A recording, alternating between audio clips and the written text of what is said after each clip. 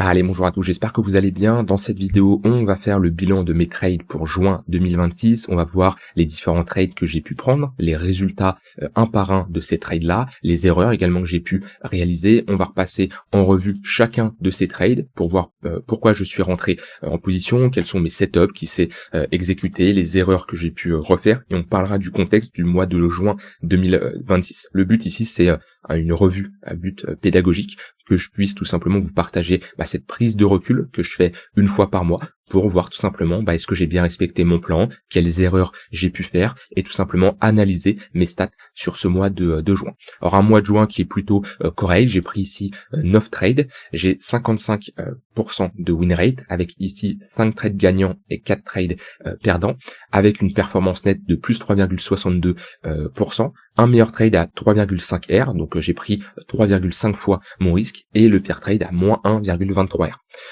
Et bien sûr, l'actif le plus tradé, Bitcoin.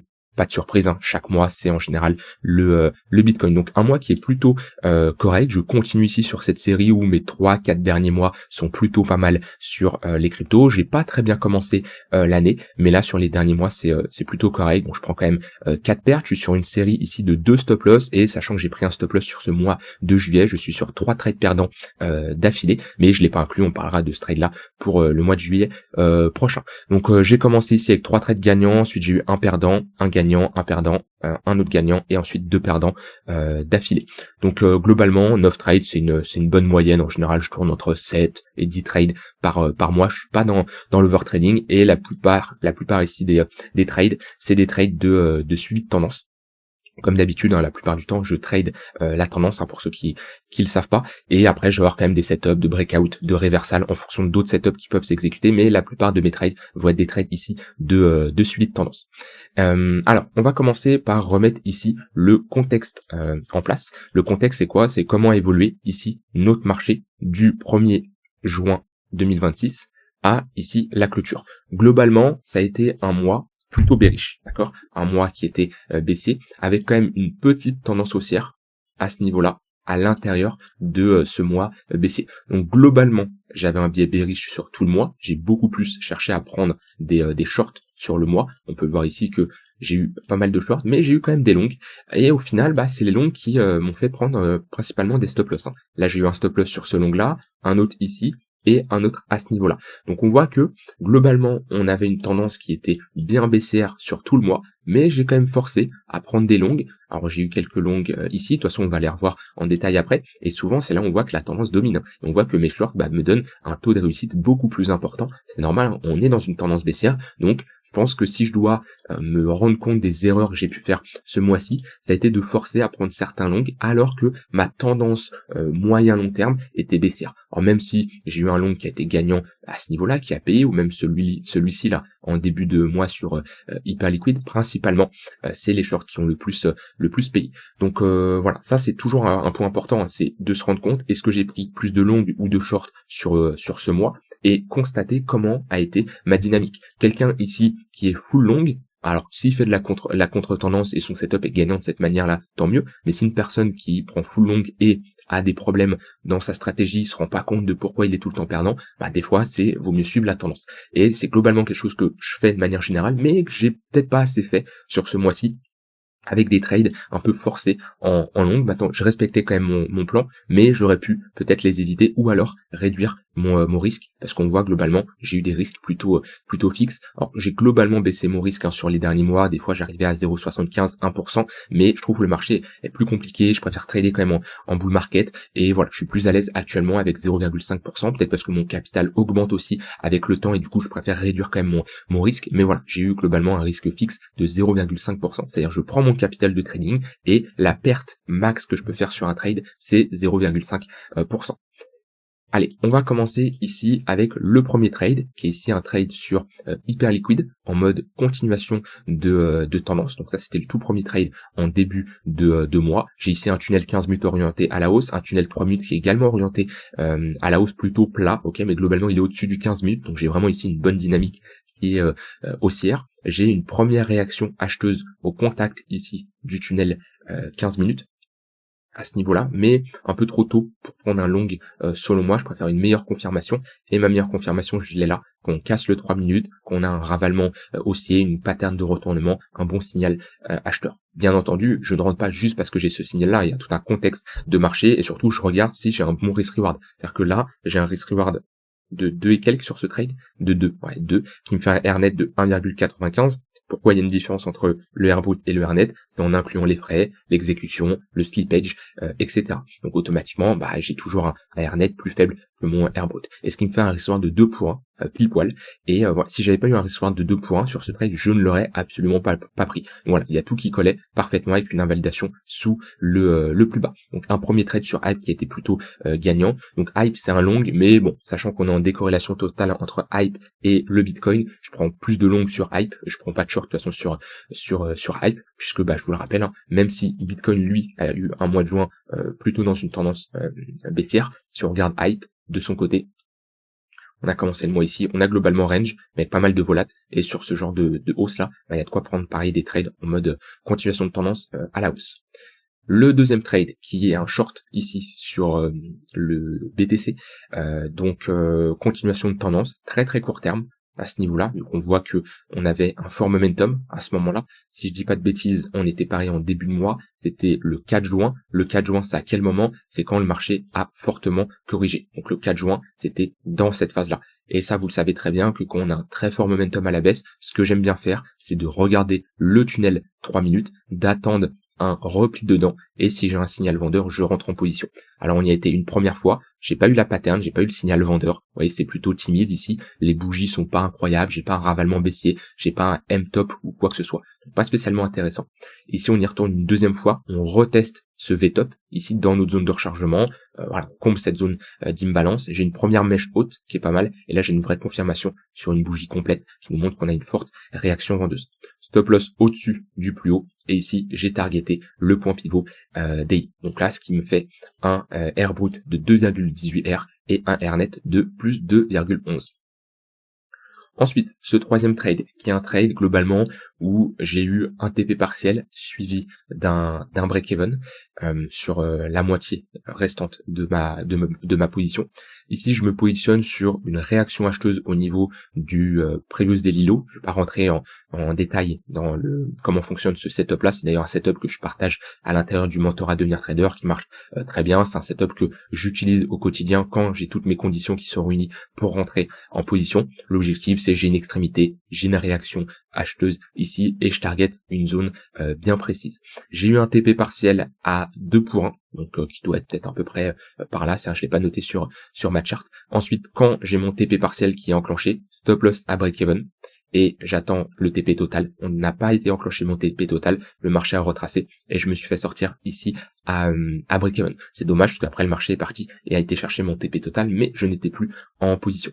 Donc ça c'est le troisième trade, donc résultat, plus un R, un TP partiel validé, le reste à break-even, ça me donne ici plus un R. Ensuite, sur ce quatrième trade, d'ailleurs quatrième et cinquième, c'est le même screen parce que là on va avoir 2 trades en un. J'ai à ce moment-là, on est quelle période exactement? On est le 15 juin, donc j'ai ici un Bitcoin qui avait un peu pump de mémoire, on en était à ce niveau-là. Ok, pareil sur une dynamique haussière court terme, pas spécialement moyen-long terme, parce que moyen-long terme on est baissé à ce moment-là. Je prends un premier long au moment du repli dans le tunnel 3 minutes, parce que là j'ai une structure en W qui s'enclenche, et je mets un stop loss sous le plus bas. Bon, le trade part complètement pas dans mon sens, j'ai à peine allé quelques ticks là dans le vert, mais globalement je prends un drawdown complet sur ce trade. Mon stop loss s'enclenche, et je le renclenche juste après, parce que j'ai toujours une confirmation avec cette divergence haussière sur le MACD, structure en W, réaction acheteuse, stop loss à nouveau sur le plus bas, et là TP partiel au niveau du point pivot daily, ce qui me fait un très très bon trade. Donc le premier, je prends un stop loss, bien entendu, je prends moins 1,23 R, parce que automatiquement on est sur du plus court terme, j'ai un stop loss qui est très serré, qui dit stop loss très serré dit une grosse taille de position, et automatiquement j'ai des frais plus importants. Puis en plus je me prends un stop loss, donc automatiquement quand on prend un stop loss, des fois il peut y avoir un slippage plus important que ce que j'avais prévu. C'est comme ça, c'est le marché, c'est difficile à anticiper en avance, et ce qui me fait une perte bien plus importante. Et le deuxième trade qui se passe plutôt bien, où là je vais chercher plus 3,5 R et qui compense largement le trade perdant que j'ai eu juste avant. Ensuite, pour ce prochain trade, c'est un trade sur NIR. D'ailleurs, tous ces trades-là, je les ai partagés principalement sur YouTube. Alors peut-être quelques-uns où, voilà, quand je suis comme ça sur du très court terme, pas tout le temps, mais voilà, sur NIR, tous les autres positions là, je les ai principalement partagées. Alors sur NIR, ici, c'était un setup en mode breakout. D'ailleurs, j'ai marqué suivi de tendance dans le fichier Excel, faut que je le corrige. C'est en mode breakout. Pourquoi? Parce que ici, j'ai un repli dans le tunnel 4 heures. J'ai ici une structure en W, même une sorte d'épaule tête-épaule inversée, break du tunnel 1 heure, et surtout j'avais comme contexte que NIR est un actif fort qui sortait du lot, qui surperformait le BTC et l'ensemble des cryptos, et vous savez que j'aime bien trader ce genre d'altcoins qui ont un momentum plutôt intéressant. Dans ce cas-là, je me suis positionné ici au moment de la clôture, stop loss sous le plus bas, je targetais ici un nouveau sommet, et le marché a corrigé et a globalement retracé. J'aurais peut-être dû attendre un break du tunnel 15 minutes pour avoir de meilleures convictions et ça m'aurait évité de prendre ce trade-là. Résultat, je prends une perte sèche ici, moins 1,1 R. Et vous voyez la différence quand on fait plutôt du moyen terme que du court terme, on a des frais moins importants. Sous ça, c'est des positions limites, je pourrais prendre sur du spot, vu que j'ai un stop loss qui est assez écarté par rapport à mon prix d'entrée. Le trade d'après, ici, c'est Bitcoin, continuation de tendance, un peu dans le même exemple que je vous ai partagé avant à ce niveau-là, sauf que là, je prenais des longues en mode continuation de tendance, et là, je prenais des shorts en mode continuation de tendance. On est revenu chercher le tunnel 3 minutes plusieurs fois pendant la nuit, mais malheureusement, je dors, je suis pas devant les écrans, et là, le matin, on y est retourné avec un beau ravalement baissier, prise de liquidité ici avec cette mèche qui dépasse celle d'avant, réaction vendeuse, ravalement, donc là, c'est un setup parfait. Entrée au moment de la clôture, stop loss au-dessus du plus haut et même une marge parce que ça me faisait un stop loss assez serré et ça me dérange pas d'avoir des stop loss serrés, mais là il était vraiment serré, je préférais prendre une marge pour être un peu plus à l'aise et j'ai clairement targeté mon point pivot weekly. Donc le trade s'est plutôt bien passé, il a directement été dans mon sens et on voit après le point pivot weekly qui a parfaitement fait le taf. Donc les points pivots, c'est souvent des bonnes zones pour déterminer des zones où le marché peut se retourner et du coup prendre des profits. Donc ce trade-là, ici, plus 3,15 R, qui est également un très beau trade. Et on voit que des fois, juste 2 trades comme ça peut vous suffire pour faire un très bon mois.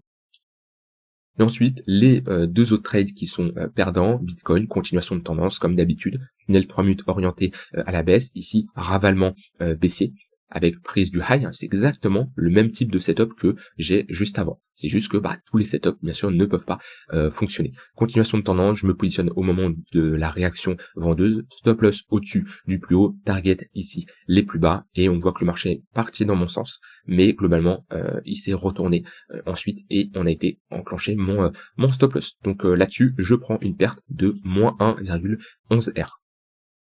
Et le trade d'après, Bitcoin ici, qui break le tunnel 15 minutes, et j'avais comme objectif d'aller chercher le tunnel 1 heure, ça c'est le dernier trade que je vous avais partagé également, où mon invalidation elle était claire, sous les 60 000 $, c'est un trade que je ne voulais pas prendre.